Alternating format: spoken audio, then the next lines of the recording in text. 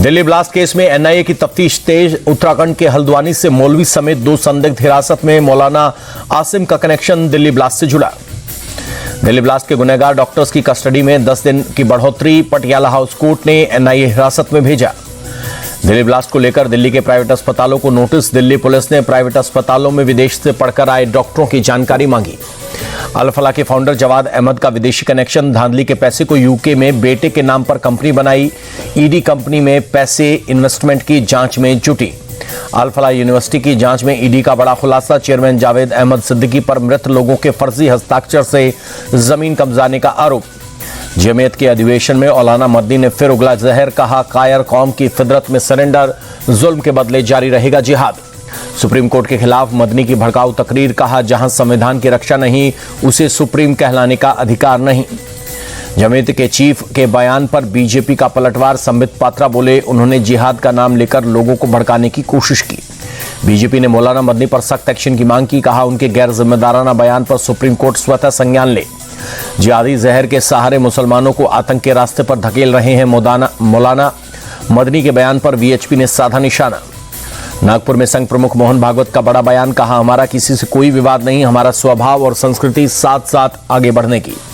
मोहन भागवत बोले, भाईचारा ही हमारी परंपरा, झगड़ा करना हमारे स्वभाव में नहीं। भारत का राष्ट्रवाद का विचार बुनियादी तौर पर पश्चिमी विचार से अलग।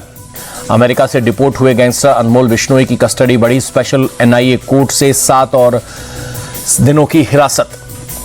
कर्नाटक में मुख्यमंत्री की कुर्सी को लेकर जारी खींचतान के बाद सिद्धारमैया और डीके शिव कुमार की मुलाकात। आला कमान के निर्देश पर दोनों नेताओं ने नाश्ते पर की मुलाकात। ब्रेकफास्ट मीटिंग के बाद सिद्धारमैया और डीके शिव कुमार की ज्वाइंट प्रेस कॉन्फ्रेंस। सिद्धारमैया बोले, मुलाकात अच्छी रही, हमारे बीच न मतभेद न आगे होगा। डीके शिव कुमार बोले, हमने साथ में बढ़िया नाश्ता किया। कर्नाटक की प्राथमिकताओं और आगे के रास्ते पर एक अच्छी चर्चा हुई। तुमकुरू में सीएम सिद्धारमैया के समर्थकों ने की पूजा अर्चना। कुर्सी पर तकरार के बीच सीएम पोस्ट पर बनाए रखने के लिए प्रार्थना की। 1 दिसंबर से संसद का शीतकालीन सत्र। 10 अहम विधेयक पेश करेगी सरकार। संसदीय कार्य मंत्री किरेन रिजिजू ने कल सर्वदलीय बैठक बुलाई। नेशनल हेराल्ड केस में आज की सुनवाई टली। 16 दिसंबर को रावलपिंडी कोर्ट में अगली सुनवाई। मनी लॉन्ड्रिंग मामले में ईडी की चार्जशीट पर आएगा फैसला। एयरबस A320 सीरीज के विमानों पर सोलर रेडिएशन का खतरा। सॉफ्टवेयर अपग्रेड के लिए 350 विमानों को भारत में ग्राउंड कराने की तैयारी। एयर इंडिया और इंडिगो के विमानों का सफर रुका। विमान ग्राउंड होने से दिल्ली एयरपोर्ट पर लोगों की परेशानी बढ़ी। सॉफ्टवेयर अपडेट होने में 2-3 दिन लगेंगे। कांग्रेस पर जमकर बरसे सीएम योगी। कहा, यूपीए शासन में सुरक्षा को खतरे में डाला गया। वोट बैंक के लिए कांग्रेस ने नक्सल नेक्सस से हाथ मिलाया। यूपी में जारी एसआईआर के खिलाफ सुप्रीम कोर्ट पहुंचा किसान यूनियन। आजाद प्रक्रिया को 3 महीने बढ़ाने की मांग की। अखिलेश यादव का बीजेपी पर बड़ा आरोप। कहा, वोट चोरी छिपाने के लिए हड़बड़ी में करा रहे हैं एसआईआर। अखिलेश के बयान पर छिड़ा सियासी संग्राम। डिप्टी सीएम केशव प्रसाद मौर्य बोले, यूपी में सपा का सफाया, इनका हाल कांग्रेस और आरजेडी से भी ज्यादा बुरा होगा। लखनऊ में समाजवादी पार्टी के दफ्तर के बाहर पोस्टर। एसआईआर, नोटबंदी और कई अन्य मुद्दों को लेकर बीजेपी सरकार पर हमला। गोरखपुर में सीएम योगी का जनता दर्शन। गोरखनाथ मंदिर में एक कर लोगों की फरियाद सुनी। अधिकारियों को जल्द समाधान के निर्देश दिए। बरेली में देर रात नगर निगम का बुलडोजर एक्शन। सब्जी मंडी में अवैध कब्जा ध्वस्त। व्यापारियों के विरोध के बाद रोकी गई कार्रवाई। बुलंदशहर में 17 साल के छात्र ने बनाया एआई रोबोट टीचर। महज 25,000 की लागत में तैयार किया मॉडल।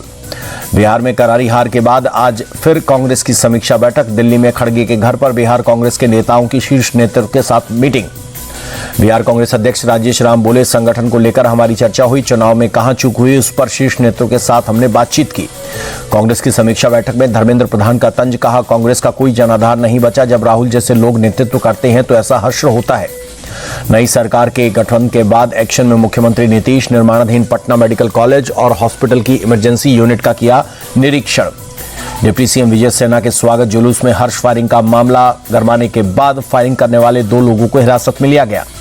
गया में अवैध अतिक्रमण के खिलाफ बुलडोजर एक्शन। सड़क किनारे लगी अवैध दुकानों को हटाया गया। पटना में चेन स्नैचिंग ग्रुप का भांडाफोड़। 28 नवंबर को लूट के लिए शामिल 3 आरोपियों को पकड़ा गया। हाजीपुर में जमकर गरजा बुलडोजर। त्रिमूर्ति चौक पर बने अवैध निर्माण को ध्वस्त किया गया।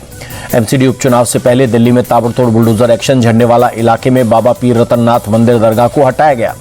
अजमेर दरगाह के पास नगर निगम का बुलडोजर चला। उर्स मेला से पहले भारी पुलिस बल की तैनाती के साथ अवैध अतिक्रमण को हटाया गया। मध्य प्रदेश के आगर मालवा में बगलामुखी मंदिर के पास बुलडोजर की कार्रवाई। हाईकोर्ट के आदेश के बाद विवादित जमीन से अतिक्रमण हटाया गया। पश्चिम बंगाल के राज्यपाल सीवी आनंद बोस का बड़ा फैसला। कोलकाता राजभवन का नाम बदला, अब लोक भवन के नाम से जाना जाएगा गवर्नर हाउस। पश्चिम बंगाल में एक बीएलओ की मौत। मुर्शिदाबाद में अजीजुल हक की जान गई। परिवार का आरोप, एसआईआर के काम के प्रेशर के चलते हार्ट अटैक आया। मध्य प्रदेश के रतलाम में छात्रों ने की खुदकुशी की कोशिश।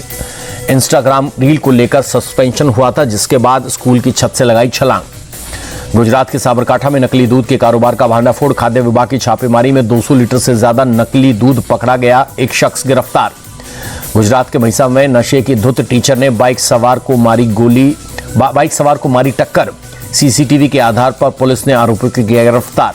पाकिस्तान में इमरान खान पर सस्पेंस बरकरार। 26 दिन बाद न कोई खबर न कोई मुलाकात। समर्थकों ने 2 दिसंबर तक का अल्टीमेटम दिया। अफवाहों के बीच अडियाला जेल के अंदर की तस्वीरें जारी। इमरान खान की बैरक की तस्वीरें सामने आई। इमरान खान को छोड़कर बैरक के अंदर सब कुछ दिखाई दिया। इमरान खान पर जारी सस्पेंस के बीच पाकिस्तानी पत्रकार का बड़ा दावा। मंगलवार को जेल ब्रेक की आशंका। श्रीलंका में चक्रवाती तूफान दितवा का कहर। भारी बारिश और लैंडस्लाइड के चलते अब तक 80 से ज्यादा लोगों की मौत। 1.5 लाख से ज्यादा लोग प्रभावित।